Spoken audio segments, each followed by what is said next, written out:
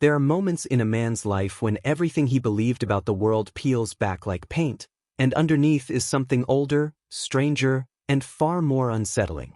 I've carried one of those moments with me for 3 months now, and only today, sitting in my new parish office 200 meters from Saint Bartholomew's cemetery chapel, have I found the courage to put these events into words. The memory has been hovering like a half-heard hymn. Writing it down is the only way I know to stop it from playing on a loop. My name is Father Michael Hartwell. For 15 years I served as the graveyard priest at Saint Bartholomew, a small stone chapel on the outskirts of Millbrook. It was never a glamorous assignment. The chapel ministered to the forgotten corners of the diocese: indigent burials, funerals for people without family, and the slow, patient tending of graves that rarely received visitors. It was humble, sacred work, the kind that gets you up before dawn and keeps you putting one foot in front of the other even when the world feels thin. For most of my ministry, I believed that was enough. Saint Bartholomew itself was older than any of us liked to say aloud. The cornerstone read 1847, but old town records suggested the ground had been a burial place long before consecration. 4 acres of graves fanned out from the chapel, ornate Victorian monuments, weathered granite markers, wooden crosses with letters worn pale by decades of rain. The building held a small sanctuary for maybe 30 mourners, a tiny sacristy with my sacred vessels, and a humble attached room where I slept and wrote. I lived alone there, as Father Donovan had, and his predecessor before him. The solitude suited me, it lent itself to prayer. For nearly 15 years the nights felt like quiet company, the rest of souls, not the silence of abandonment. 3 weeks before Bishop Morrison's letter arrived, something in that rhythm shifted.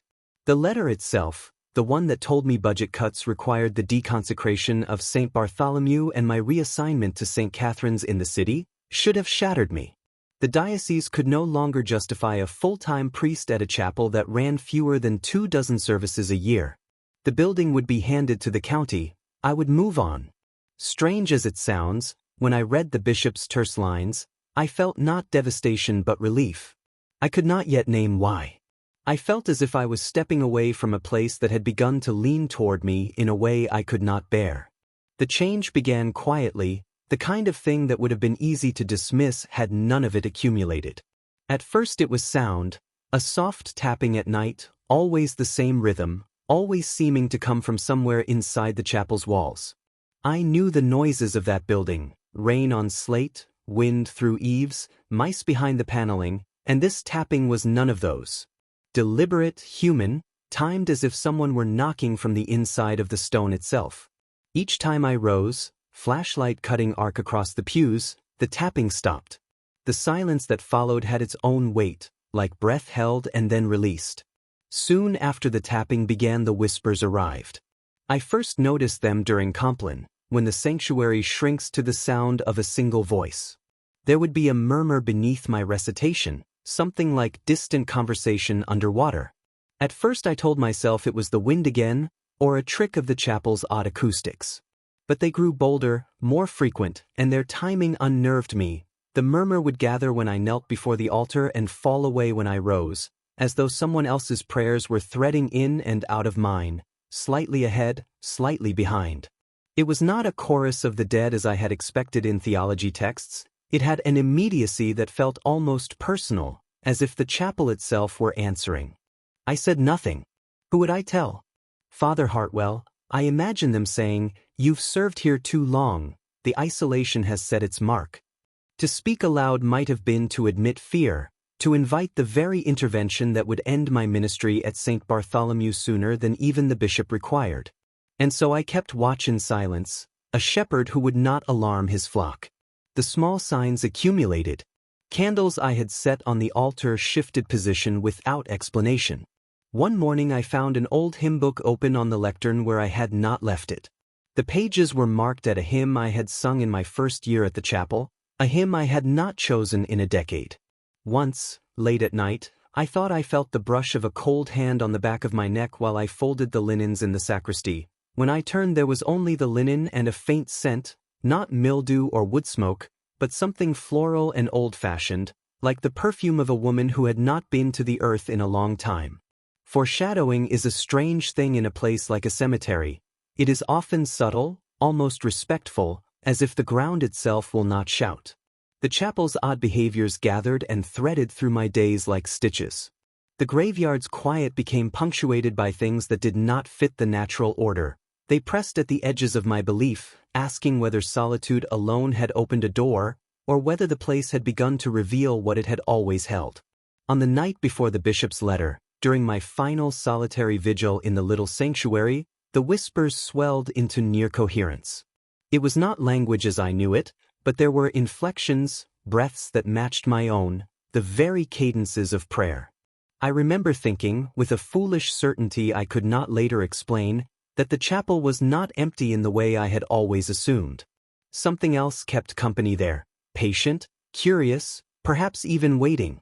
When the letter came, rescinding my stewardship of Saint Bartholomew, I packed a few personal items and closed the sacristy door with hands that shook more from interior cold than from age.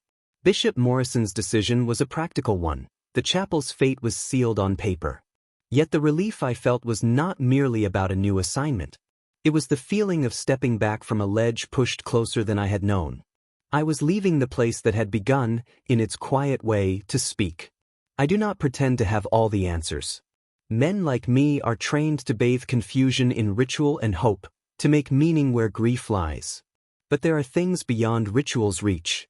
The chapel's nighttime music, the knocks, the whispers, the scent, followed me in the boxes I carried to St. Catherine's. I can still hear the hush of those voices in the small hours, like distant bell tones.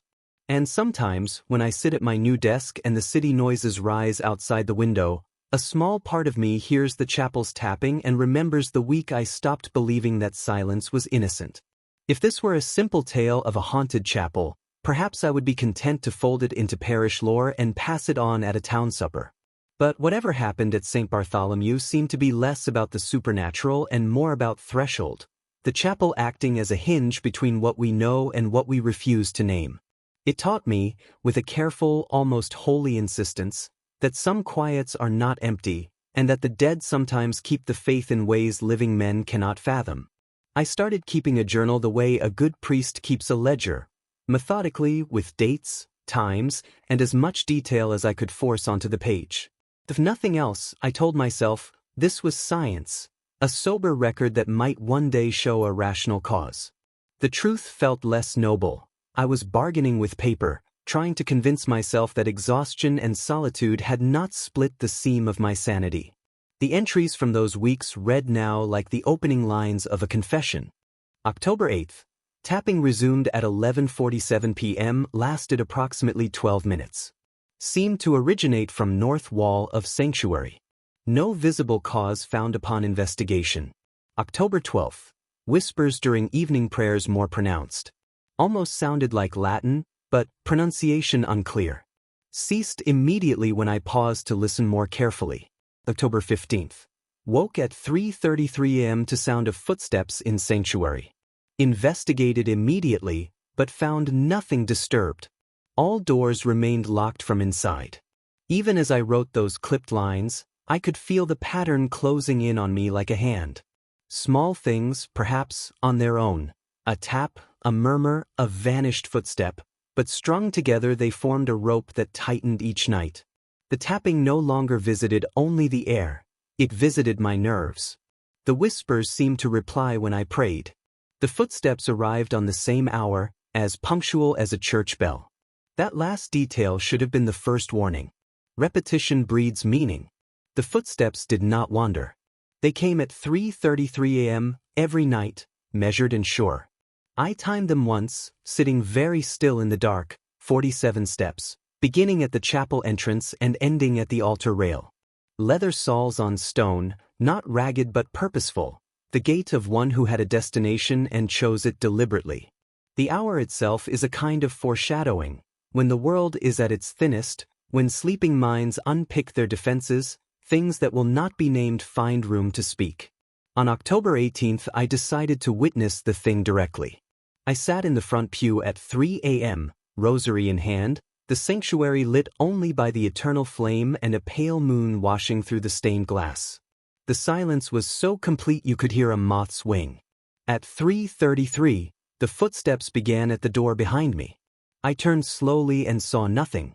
The sound moved down the center aisle, passing within inches of my pew, then stopped at the altar rail and vanished as if it had never been. I stayed until dawn, fingers working the beads until they ached, and when I finally rose the floor showed no trace, no scuff, no displacement of dust, though I felt, with the certainty of prayer, that someone had been there. My first impulse was to run to the diocese and tell Bishop Morrison every detail, to ask for counsel or an exorcism. That was the sensible, the holy thing to do. But when the secretary said the earliest appointment was 3 weeks away, I realized I would have to stand guard alone. I began to feel the charge of that realization like static. The chapel was quick to answer.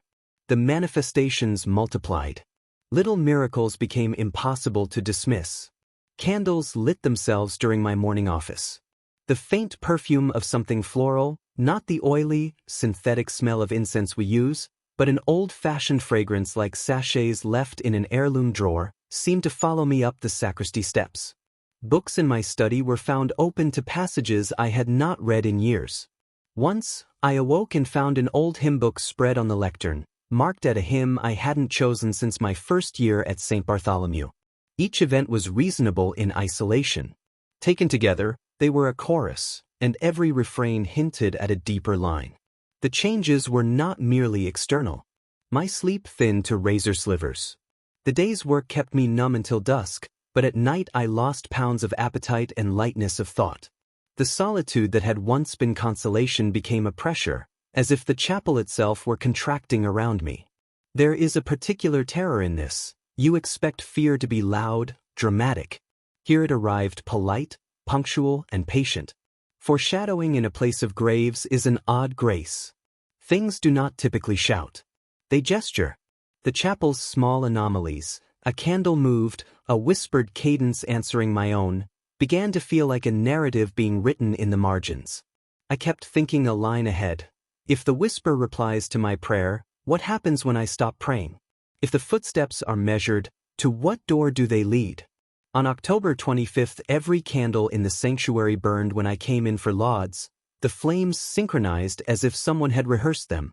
3 days later, prayer books in the pews were arranged into letters that seemed to form a word before the order dissolved into illegibility. Someone or something was trying to speak, and its handwriting was clumsy, patient, insistent. November 1st was the turning point. I had been reciting the Lord's Prayer when a man's voice, deep, resonant, and unmistakably Latin, threaded into my English. It seemed to come from behind me. When I turned, the pews were empty. The voice finished the prayer with a fervor that bordered on pleading. Afterwards, a sound like weeping echoed through the nave and lingered like a bruise.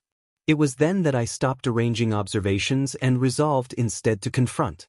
Up to that moment I had been cataloging the chapel's behavior, foreshadowing the next occurrence in my own head as if to ward it off. But the ledger of dates and times did what ledgered things must do. It ceased to be comfort and became indictment. The pattern that had been quiet warning now demanded an answer, and I was the one who could no longer pretend to be merely a witness. I would not wait for 3 weeks, nor for the bishop, nor for anyone else. In the deep part of my chest I felt something like vocation return, not the call to celebrate sacraments, but the call to stand in a doorway and speak to whatever waited on the other side. I decided I would keep a record, not out of paranoia, but out of duty. If something was happening in that chapel, it deserved the same careful attention I gave to parish records and burial registers. So I began a journal, date, time, precise description, any circumstance that might explain the event. I told myself I was being methodical, that a ledger would force reason to show its face. In truth, I was bargaining with ink. If I could name the noises, write down the hours, chart the cadence of the disturbances, then maybe I could convince myself they had ordinary explanations. Maybe I would prove I was not, after 15 years of solitude and service, beginning to fray. The entries read now like the margins of a confession. October 8th. Tapping resumed at 23:47. Duration, 12 minutes. Seemed to issue from the north wall of the sanctuary. Investigated with flashlight, no source found. October 12th. Whispers during evening prayers are more pronounced. Almost Latin, though pronunciation unclear. Ceased when I paused and listened intently. October 15th. Woke 3:33 a.m. to footsteps in sanctuary. Investigated, nothing disturbed. All doors locked from inside. At the time, each line felt like a neutral observation. Taken together, they threaded a fraying rope that looped tighter with every midnight. The pattern was the dangerous thing. The same hour, the same measured pace. Repetition is a kind of omen. It gives a haunting shape. The footsteps settled into a ritual of their own. I timed them once precisely, 47 steps from the chapel entrance to the altar rail. Leather soles on stone, not the scuffle of rodents, nor the slap of a stray animal, but the determined tread of someone who knew the path and meant to reach the rail. The hour, 3:33 a.m., sat like a notch in a timeline.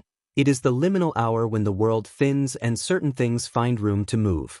On October 18th, I resolved to witness the phenomenon rather than catalog it secondhand. I sat in the front pew at 3 o'clock, rosary in hand, the sanctuary lit only by the small eternal flame and the moon skimming through stained glass. The silence was absolute, sharp enough to hurt. At 3:33 the footsteps began behind me at the door. I turned slowly, nothing met my eyes. The sound moved down the center aisle, within inches of my knee, paused at the altar rail, and stopped. I stayed until dawn, fingers raw from the beads. In the gray light the floor showed no trace, no scuff, no dust displaced, and yet I felt the imprint of another's passage as surely as I had felt the pressure of prayer. I thought of running to Bishop Morrison at once. I pictured us sitting together in his office, a calm man in an even calmer robe, offering explanation and aid. But Providence, or bureaucracy, had other plans. His secretary's voice told me the earliest appointment was 3 weeks away. The diocese was full of needs, and my chapel's peculiarities were not urgent on their calendar. I was left in the chapel with the quiet, and the quiet had grown company. Small things multiplied into a chorus. Candles would be found lit during morning prayers when I had not touched the tapers. An old hymn book appeared open on the lectern at a hymn I had not chosen since my ordination year. Once, while folding linens in the sacristy, I felt something like the ghost of a hand brush my neck. When I turned, nothing stood behind me, only an old floral scent, not incense, but the dry, powdery perfume one finds in heirloom drawers. Each incident by itself could be explained away. Together they made a voice, and that voice was addressing me. The chapel's behaviors began to change me. I slept in thin slices, woke repeatedly to check doors and windows, lost appetite and weight. The solitude that once steadied my prayer life became a pressure pressing inward, as if the building itself were contracting around the disturbances. Fear is usually loud in stories, theatrical and dramatic. Here, fear arrived politely, on schedule, patient as winter. Foreshadowing in a place of graves is a soft art. The ground does not shout, it hints. The chapel's little anomalies, a rearranged page, a flame where no flame should be, felt like punctuation in a sentence the dead were writing. I began to read ahead. If the whispers answered my prayers, what would happen when I stopped praying? If the footsteps were measured and destined, what door did they reach?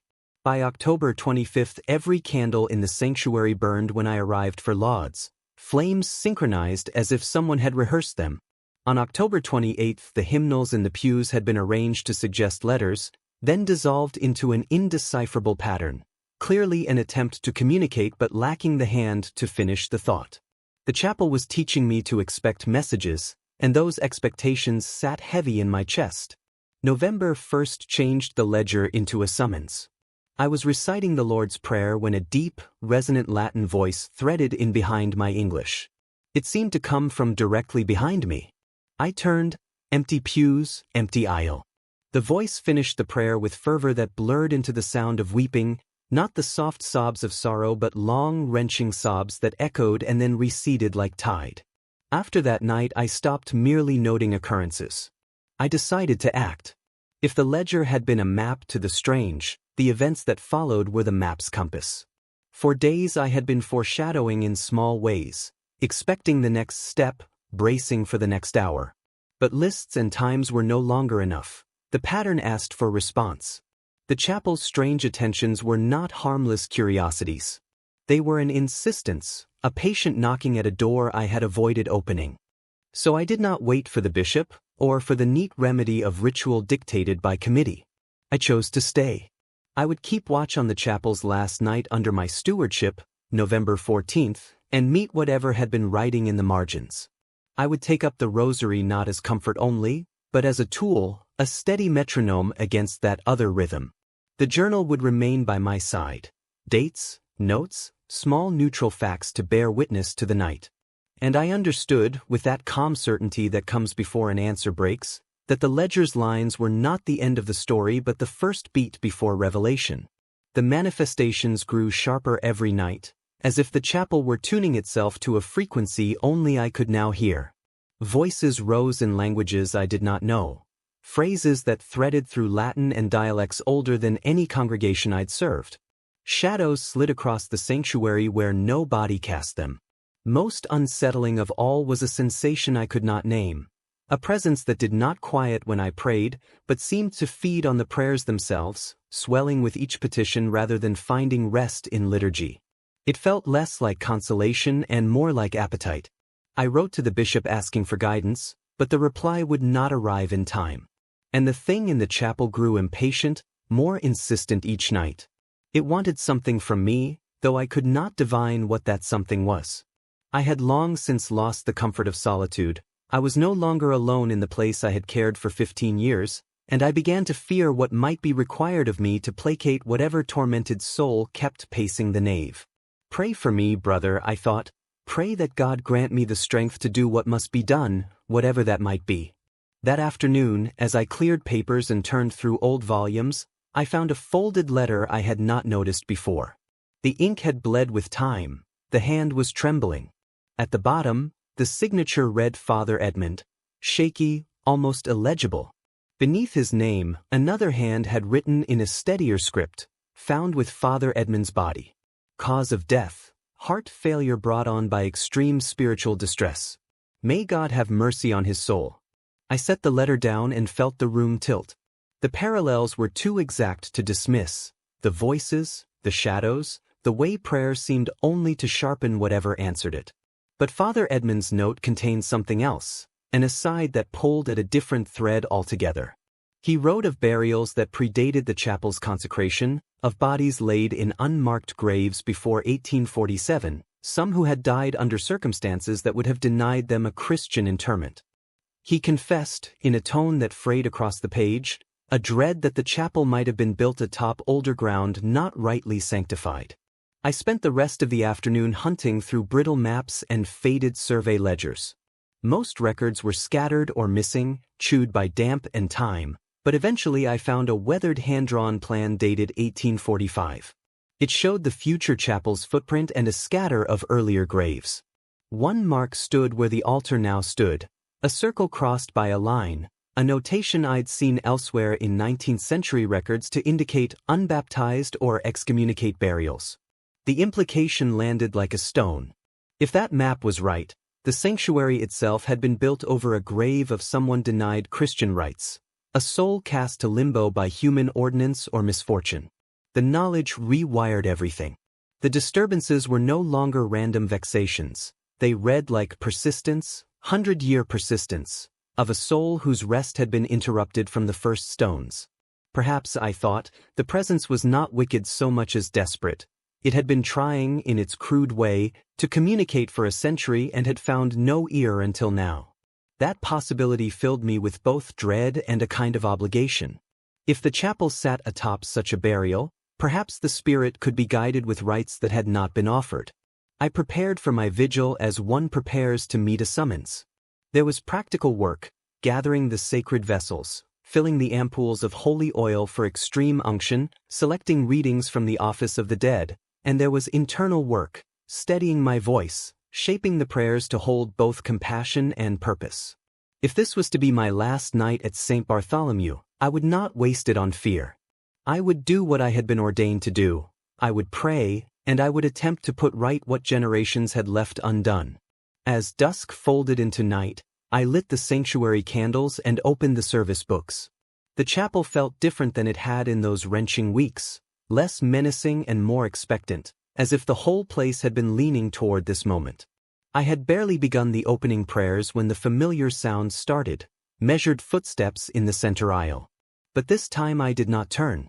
I continued my petitions, letting the cadence of prayer hold me like a keel in rough water. The steps came slowly, pausing at each pew as though the walker uncertainly measured the distance between memory and confession. When they stopped at the altar rail, the presence was nearly tangible, a pressure that settled on my shoulders and chest, like a hand laid in benediction, heavy and pleading. I spoke into the stillness, my voice low and steady. I know you are here. I have heard you. Speak. Let me help if I can. The silence that answered was full of a gathering breath, the kind one takes before speaking a truth that has been secret too long. When the voice finally came, it was nothing like the shouting I had feared. It was raw and small, threaded with a pain that tired my bones to hear. "Father," it whispered, and the single word carried such anguish that I felt tears prick my eyes. "Father, please help me." I turned slowly.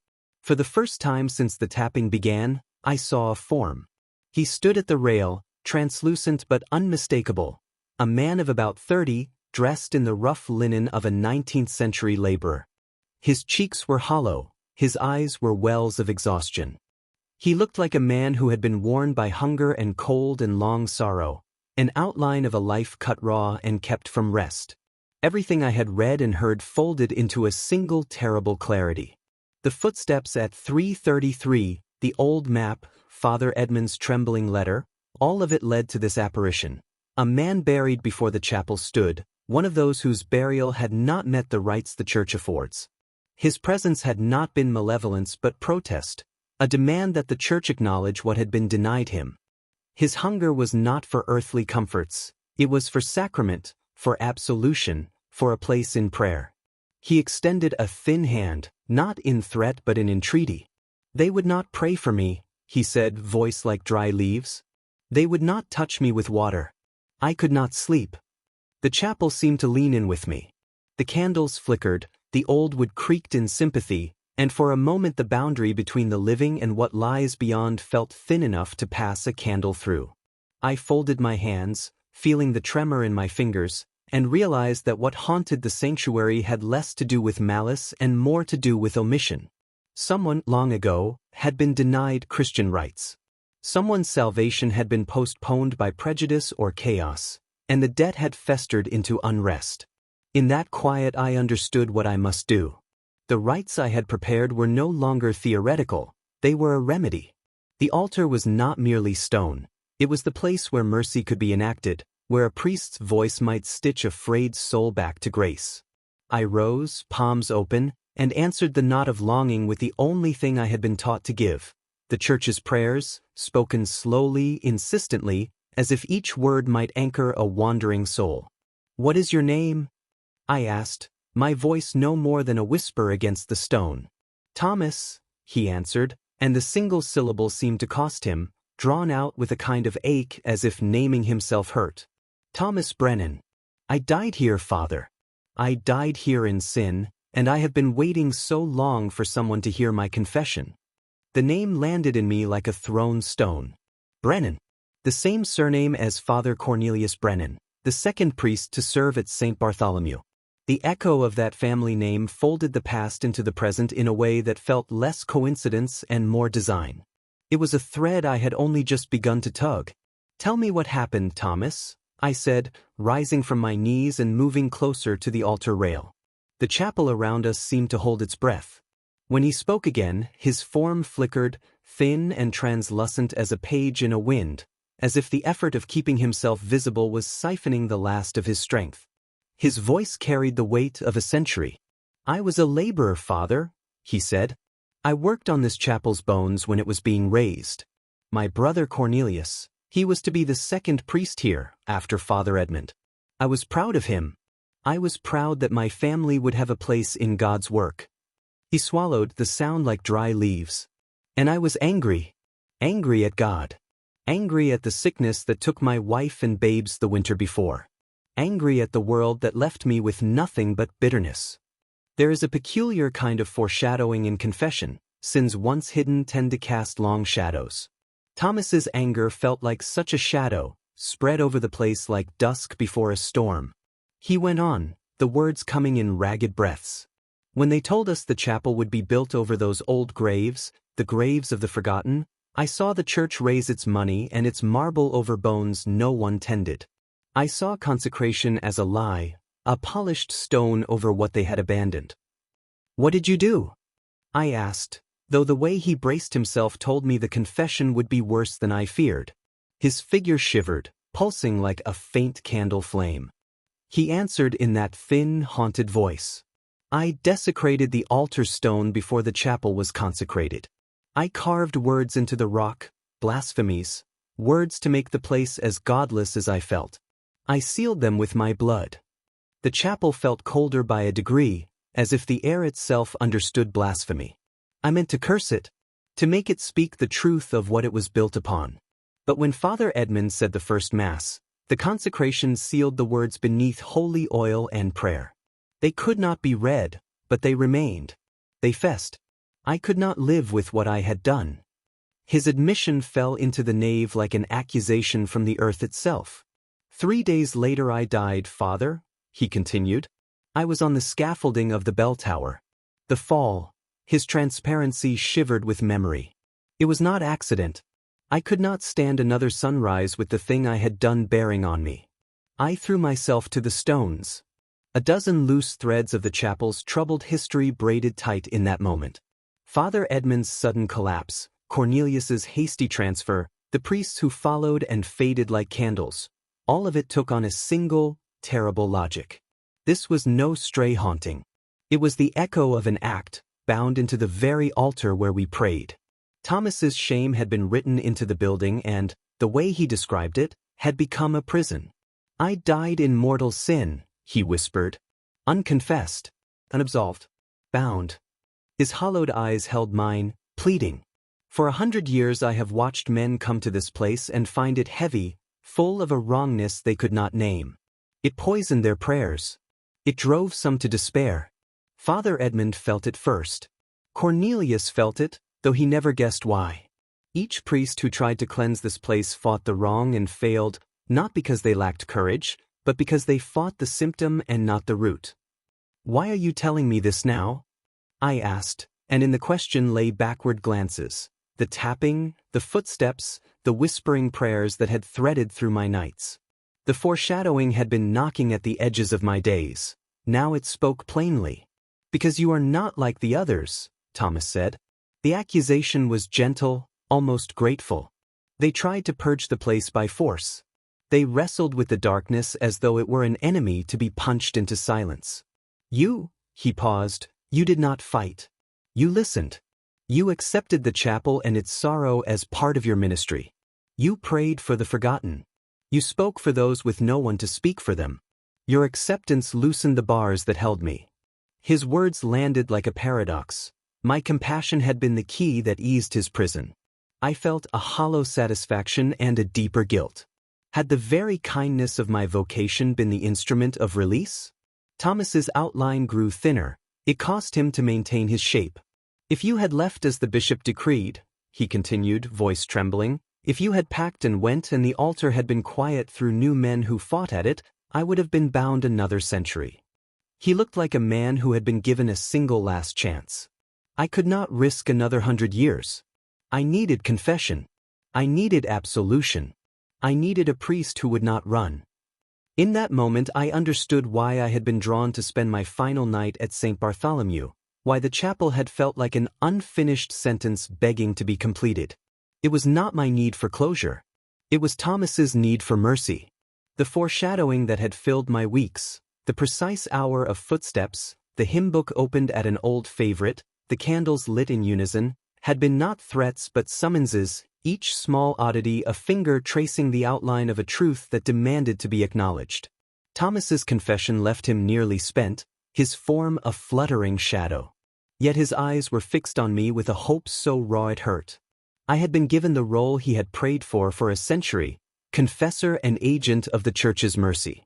After more than 100 years of spiritual torment, This labor-turned-ghost sought not vengeance but release. He sought the single sacrament he had been denied in life. I felt the weight of that duty settle on my shoulders like a stole. Outside, the wind rose and the chapel stones seemed to listen. Inside, where scripture and sin met, I knelt and drew a breath as if to swallow the past. The night's foreshadowing had been relentless. Now it had led me to the center of the story. What remained was only the hard, holy work of confession and absolution, the act that might untie a century of unrest and set a weary soul finally free. "Thomas," I said, my voice carrying the quiet authority of my ordination, though inside I felt as small as a man at confession. "I hear your confession. I hear your sin. I also see your repentance, 100 years of suffering, the weight you have carried, the desperate need for forgiveness. God's mercy is wider than we can name, and no sin falls outside his reach." At those words his shape steadied for a moment, as if the syllables themselves gave him a little more substance. Then, almost as an afterthought, he whispered, a tremor running through the sound, "But Father, the blasphemy is still there. It is carved into the altar stone. How can I be forgiven while the mark of what I did sits in God's place?" His question landed like a bell. At last the puzzle that had haunted my nights snapped into focus. Confession alone would not undo what had been physically wrought into the heart of the chapel. The sin had a shape and a place. If Thomas was to find peace, the altar itself demanded reckoning. "Show me," I said. The single word felt like a promise and a threat both. Thomas bowed his head and drifted toward the altar as though the stone itself drew him. The closer he came, the more solid he became, as if proximity to the site of his crime granted him a tenuous foothold in the world of the living. He pointed, the tip of a translucent finger indicating a spot near the center of the altar, the place directly beneath where the tabernacle usually rested. "There," he said, "beneath the layers of oil and wax and cloth. I carved it deep and sealed it with my blood." His voice was thin, a reed winded by sorrow. I stepped forward, reverent and trembling, and began the work of inspection. I slid back the linens and removed the sacred vessels with hands that tried to be steady. The stone beneath had the worn, smooth surface of 100 years of masses, but beneath that patina I saw faint grooves, lines that might have been letters, hints of a deliberate scratching that time and consecration had tried to hide. "What must I do?" I asked. The question was both practical and pastoral. He answered without hesitation. "The blasphemy must be removed. The stone must be cleansed and reconsecrated. Only then can my sin be absolved and my soul released." The simplicity of the request belied the enormity of the task. To scrape away the layers of consecration accumulated across a century would be sacrilegious in the wrong hands. It would require delicacy, ritual, and mercy. It would require me to dismantle the very thing that made the altar holy in order to restore holiness anew. I understood the magnitude of what he asked. That understanding settled on me as a call I could not decline. Perhaps that was why I had endured where others had fled, not courage alone, but a stubborn willingness to sit with sorrow instead of bulldozing it away. I nodded. "Show me how," I said, and in that instant the last of the evening's foreshadowing, the tapping, the footsteps, the hymn book opening to a favored verse, rearranged itself into a path that had led me here for a reason I had only just begun to see. I gathered tools with a hands-on urgency new to me, a putty knife, fine-grit sandpaper, and the small brush I used for cleaning the chalice. Thomas hovered, watching, his voice a patient whisper. "Be careful, Father," he cautioned. "The letters are carved deep, but the stone is old. Too much pressure and you will damage it beyond repair." His attention to the integrity of the altar was an odd humility for a man confessing desecration, and it made my skin prickle. As I worked, scraping away wax and ancient oils in careful, almost surgical motions, Thomas told me about what had led him to that desperate act. He had been a devout man once, he said, a churchgoer who found in prayer a refuge for the daily grind. Then the cholera took everything: his wife Mary, his 2 children, the small continuity of home. He had prayed and bargained and promised God anything if he would spare them. The dead had not returned. Faith, for him, withered into an accusation. When they told us the chapel would be built here, he said, over graves that no one tended, something in me broke. I saw marble raised while the forgotten lay under dirt. It was sacrilege to me. The explanation carried the gentle logic of grief weaponized into rage. So I carved, he confessed. I wrote words to make the place speak what I thought it needed to say. I used my blood because I wanted the rock to remember my hate. The first layer of wax came away smoothly, revealing successive strata that time had pressed into the stone. As I worked deeper, faint scars came into view, grooves that might be letters, not yet legible, blurred by soot and the darkening of years. Each pass of the putty knife revealed more, until shapes began to suggest a word. I paused and wiped the stone with my sleeve, heart hammering. The letters were old, crude, and purposeful, a name or curse, a wound made by hand. When breath had been taken between us, I asked, "What do you know of the burials here? Who was laid in these grounds before the chapel?" Thomas's form faltered at the memory. The light through the stained glass seemed to thin as his recollection pressed through him. "Older than the town admits," he said. "Some graves go back to the earliest settlement. Proper burials, yes, but others, suicides. Unbaptized children. Those who died in shame or by violence and were given no rights. Excommunicated men. The markers were simple crosses or nothing at all." His words stitched a new pattern to the map I had uncovered earlier, the 1845 survey that hinted at a grave beneath the altar. The implication was more than historical trivia now, it was the root of the chapel's sickness. The altar had been built upon a grave that had been denied mercy. The carving he had made had not so much cursed the stone as given voice to a truth the living had chosen to ignore. Foreshadowing had threaded through the nights, the candle flames dancing in strange unity, the hymn book opening to a familiar stanza, the footsteps arriving like a clock's chime. Those small harbingers had been pleading for an ending. As I scraped and revealed more of the old carving, I sensed the chapel holding its breath, as if the building itself waited for the wound to be tended. The labor was slow, the hours winded. The stone resisted in places and surrendered in others, revealing the jagged scratch of a committed hand. Outside, the weather turned. Wind pushed at the chapel's leaded panes and rain pattered like fingertips on the roof. Inside, with the altar more exposed than it had been in 100 years, Thomas watched with an almost childlike intensity. "Finish, Father," he murmured. "Finish so I may rest." I worked until the dawn gray came at the edge of the windows, scraping away until the carved letters were clear enough to trace with a fingertip. The words were not flattering, crude, angry runes and a sentence that mouthed blasphemy as accusation. The sight made my throat close. For all the antiquity of sacred rites, for all the comfort of liturgy, the truth is that sin sometimes leaves a mark on the world that only the hands of the living can remove.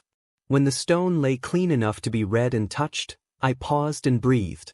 The work was only half done. Removing the physical scars would be meaningless without the sacred rites that could stitch the wound in the sight of God. But the first, ugly barrier had been exposed and set before mercy. Thomas drew nearer, steadier now, not the trembling silhouette he had been but a figure with an almost human calm. His eyes met mine with a gratitude that made the ache inside me burn with purpose.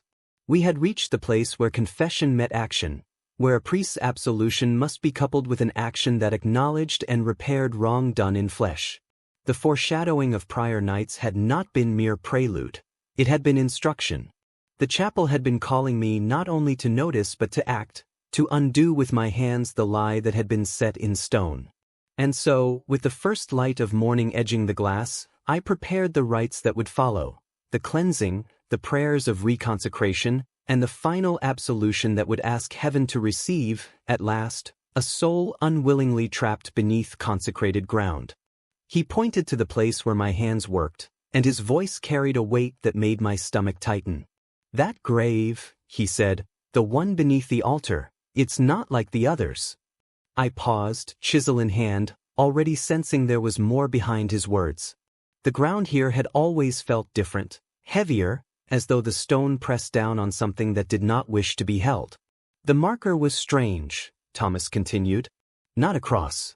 A circle with a line through it. The townsfolk called it the marked grave and kept their distance. They said it belonged to someone who bargained with dark forces, someone denied rest in consecrated ground. A cold current slid down my spine, the sort of chill that warns before the storm breaks. I asked, "Do you know who was buried there?" Thomas lowered his head, as if the name itself carried danger. "A woman. Constance Blackwood. She was the town's midwife, a healer. But when the witch trials reached these parts in the 1690s, they accused her of dark magic. She was never tried. She died in jail before she could stand before a court. But the people didn't need a trial. They believed her guilty. So they buried her here, in unconsecrated earth, branding her with that mark as one of the damned." The story explained more than it should have. It tied too neatly into the unease that had shadowed this chapel for decades. Even before I uncovered the carvings, I realized the altar had been standing guard over something that wanted to be remembered or released. As Thomas spoke, I scraped at the altar stone. The wax and oil peeled away, brittle as scabs. At last, the letters carved beneath began to reveal themselves. When I recognized their shapes, my blood iced over. The words were Latin, yes, but no psalm, no gloria, no blessing. They were the opposite, a vile parody of the Mass, prayers reversed and twisted into mockery. It wasn't just blasphemy, it was a weapon against the sacred, struck at the very heart of the altar. "I was drunk when I carved them," Thomas whispered, his shame heavy enough to bow his spectral shoulders. "Drunk on whiskey. Drunk on fury. I thought I was mocking God, giving back the same cruelty I thought he gave me.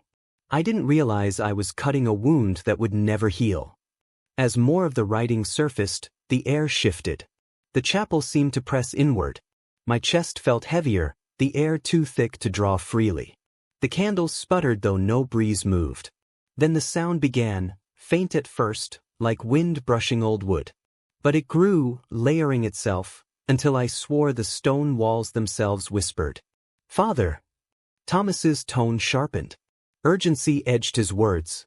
"Work faster. Exposing blasphemy is loosening the barriers." "She's stirring." "Who?" I asked, though part of me already knew. "Constance Blackwood," he said. His outline flickered as though the name itself weakened him. "Her spirit has been trapped here beneath the altar as I've been bound above it. My sin gave her strength. If the cleansing isn't finished before the barrier breaks," he didn't need to complete the sentence. I could feel it too. A presence that wasn't Thomas. A presence deeper, older, hungrier. The whispers grew louder, now distinctly a woman's voice, low and furious, spilling syllables in a tongue my mind did not know but my soul recoiled from.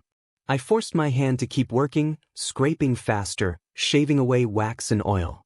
The Latin words glared back at me, every line a blasphemy, every word a lash against the sacred. Yet the closer I came to exposing all of them, the worse the chapel became. The stone beneath groaned, and I heard a hairline crack splinter. Alarm surged in me. "Thomas, the altar stone is breaking." "No, Father," he said gravely, flickering with strain. "It's not the stone. It's what lies beneath. Her grave was never sealed. When they built the chapel, they poured the foundation over her body. She has been waiting, feeding on the wound I made." The crack widened. Faint green light pulsed from below, unnatural, sickly, crawling over the stone like veins of corruption. The whispers swelled into a chorus, some voices pleading, others cursing, all of them tangled in a fury older than the chapel itself. My breath misted before me. The air had grown so cold it burned my lungs. "What do I do?" I demanded, trying to hold back panic.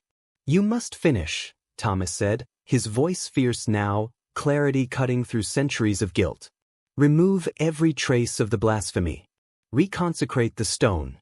Quickly, before she rises." I worked as though salvation itself depended on it, scraping with such desperation that my knuckles split against the stone. Each stroke erased more of the cursed words, and with each erasure Thomas seemed to strengthen. Yet the power beneath us writhed harder, pushing upward, trying to break through. The green light blazed brighter. The woman's voice grew clear now, shrieking syllables that clawed at my ears, cursing me, mocking me, promising damnation.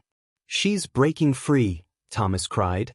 His voice was no longer weak but commanding, urgent, alive with the energy of a soul that at last glimpsed redemption. The final letter vanished beneath my scraping hand. At once, I seized the holy oil, fingers trembling but resolute, and began the prayers of reconsecration. Latin words of blessing met the twisted Latin of blasphemy, light against shadow. The chapel convulsed. The green light flared, splitting the cracks wide enough to glimpse what lay beneath. The coffin long since rotted, the skeletal remains inside contorted. Constance Blackwood's bones clawed upward, her fingers twisted in eternal struggle. She had not lain still, she had died fighting as if buried alive. And now, after centuries, she was almost free. Around her neck hung an amulet of blackened metal, etched with symbols that seemed to twist and shimmer when I looked at them too long, shapes that felt older than language itself. But it was not the amulet that froze me in place.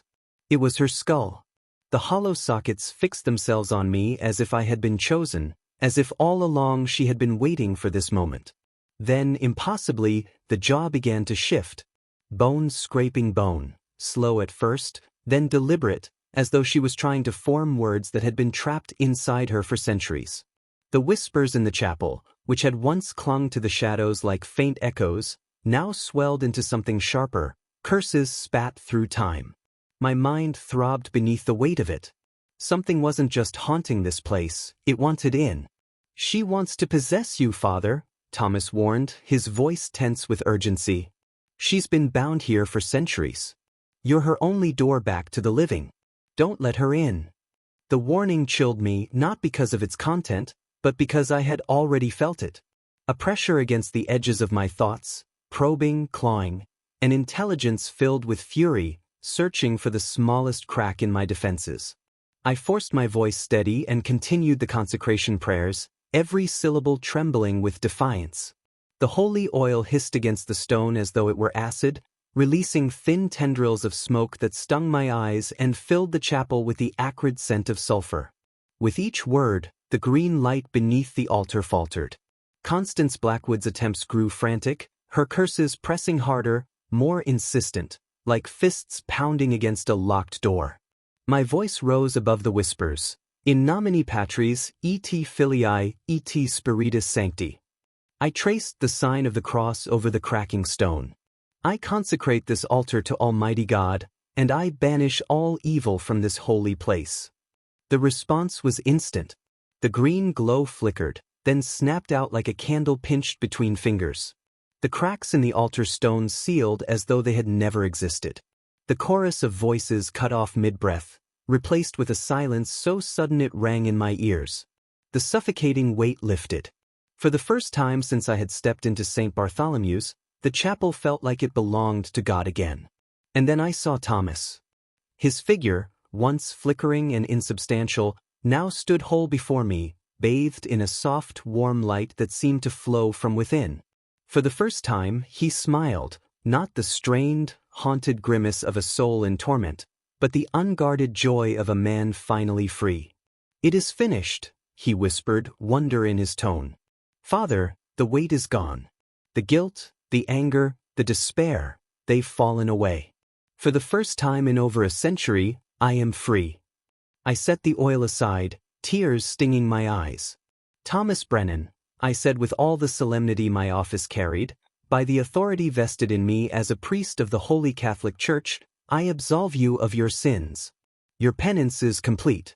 Your soul may find eternal rest." The light surrounding him flared gently, and his form began to thin, not with the erratic shimmer of a ghost slipping away, but the steady fading of a man finally at peace. "Thank you, Father," he said, his voice barely more than breath. "Thank you for hearing me, for giving me the chance to make things right. I see them now, Mary and the children, they're waiting." He turned toward the chapel entrance. Through the flickering candlelight, I followed his gaze. There, faint but radiant, stood 3 figures, a woman and 2 children, their forms glowing with the same peaceful warmth. "They forgave me long ago," Thomas said, awe softening his voice. "But I could not join them until tonight. Now we will be together." He stepped forward, each stride carrying him closer to the light. His figure thinned with every step, until he was little more than a shimmer in the air.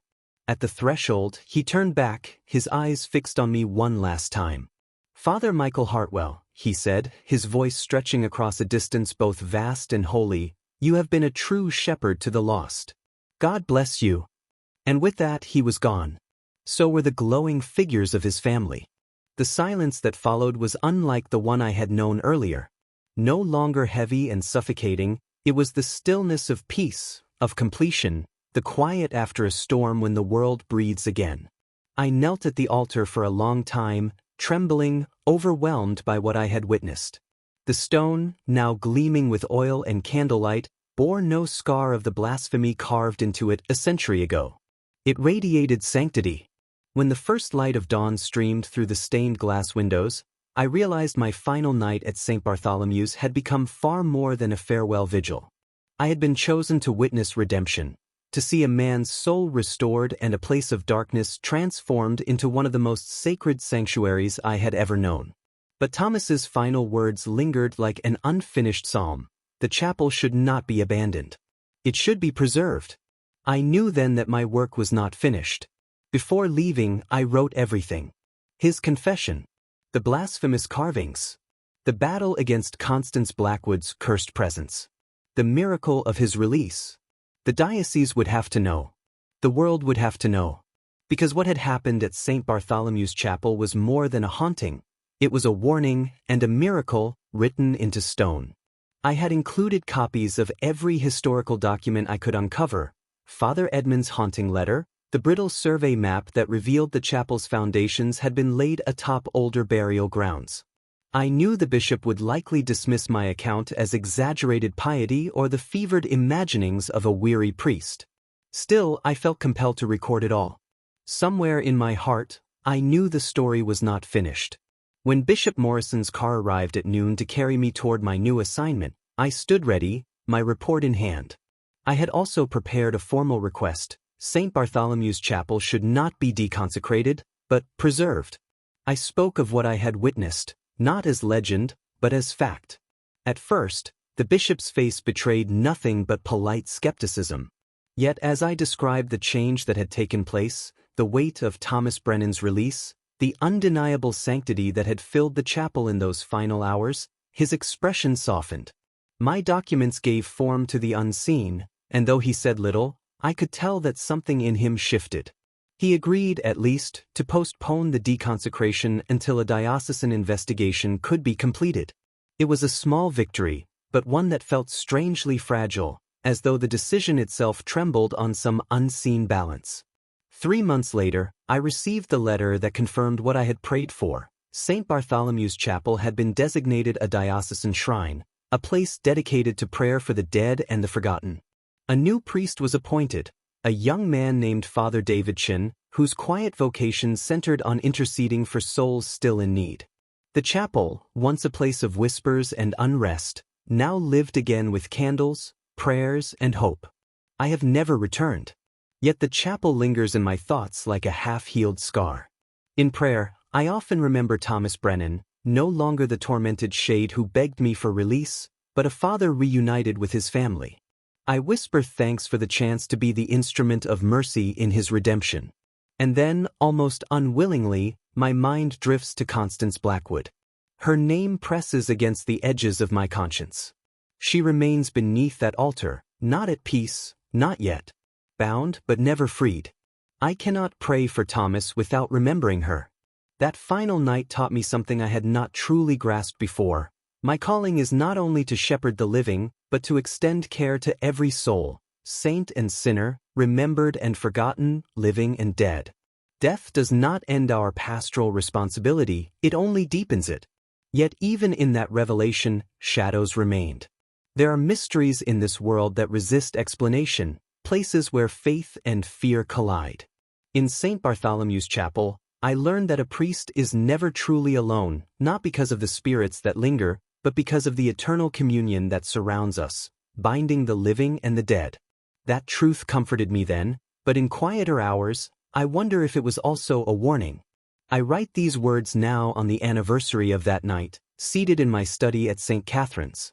The parish could not be more different from the chapel. Its halls echo with laughter, its classrooms bustle with children, its pews overflow with life.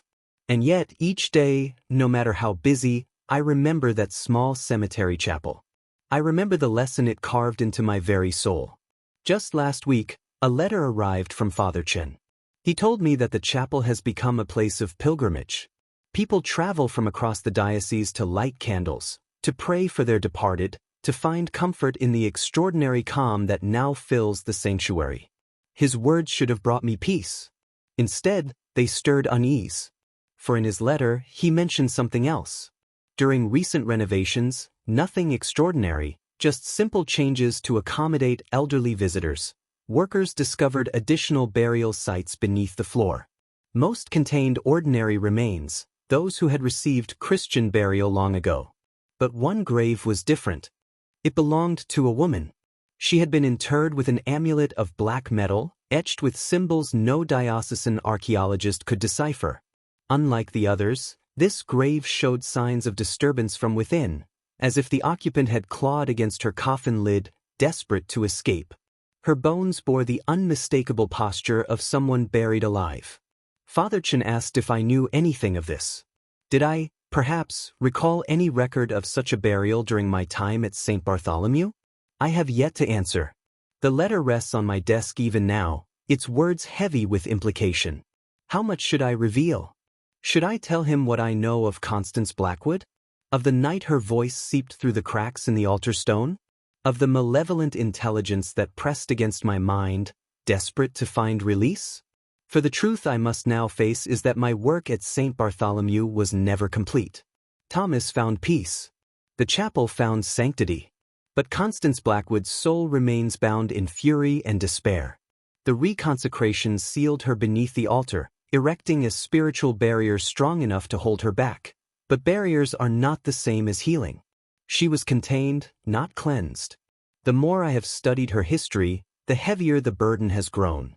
In the archives I found her name again and again, not as a witch, but as a healer. A midwife who saved lives, who cared for women when no one else dared. Her crimes were nothing more than knowledge others feared. She never stood trial.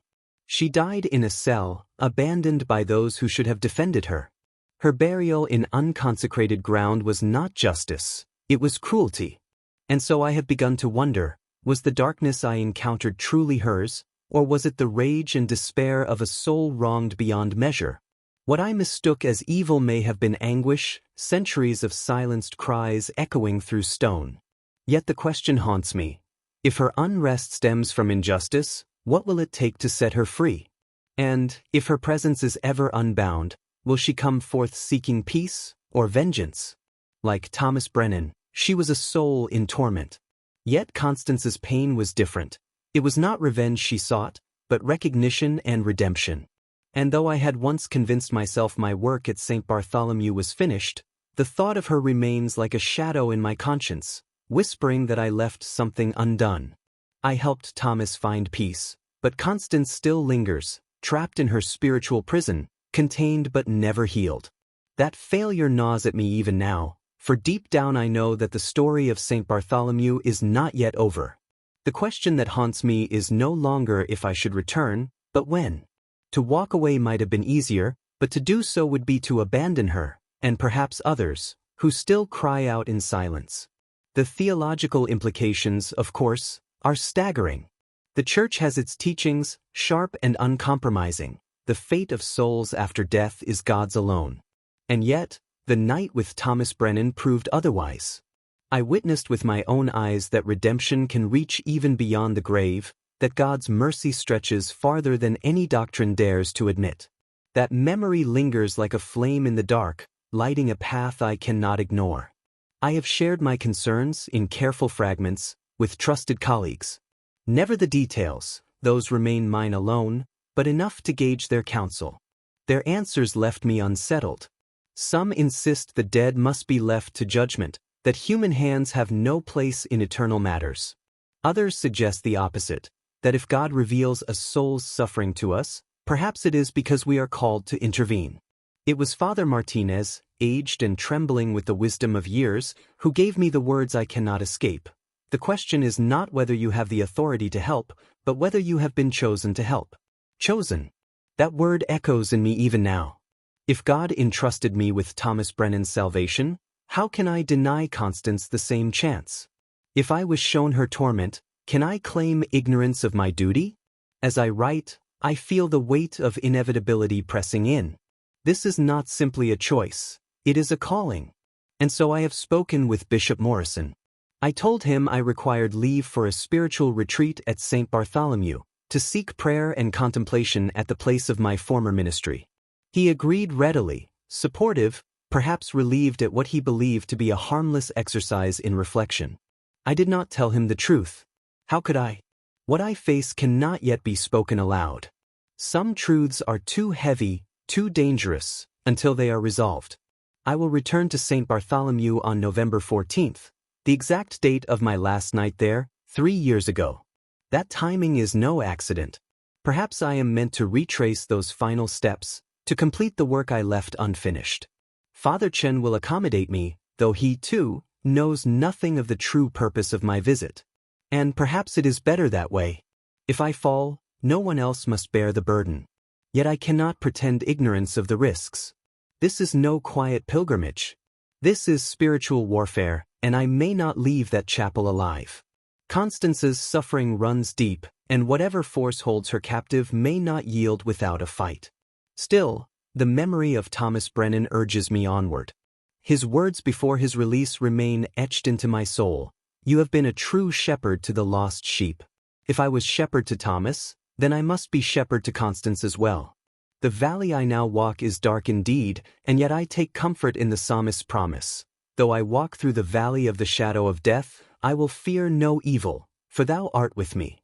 Perhaps the communion of saints includes not only those who rest in eternal peace but also those who are still struggling toward it. If so, then Thomas and his family are with me still, unseen companions in the battle to come. I know now that the ministry of a priest does not end with the living. We are called to remember the forgotten, to lift up the abandoned, to fight for justice even where the world sees none. My last night as graveyard priest revealed how thin the veil truly is between the natural and supernatural, between despair and redemption. That veil will test me again, and I must be ready. As the date approaches, I feel the air growing heavier, the shadows lengthening, as though Saint Bartholomew itself waits for my return. What will I find there? Will Constance be willing to hear me? Will the darkness consume us both? I cannot say. But one truth burns brighter than all doubt. No soul is beyond the reach of God's mercy. The story that began 3 years ago is not yet finished. There are still souls crying out for justice, still mysteries clawing at the edges of faith, still battles that demand to be fought. I do not know the end of this path, but I know it must be walked, and I must be the one to walk it. Whatever awaits at Saint Bartholomew, I go forward in faith. If these are to be my final words, let them stand as testimony. We are all graveyard priests in some way, entrusted with the forgotten, called to bring light into the places others fear to tread.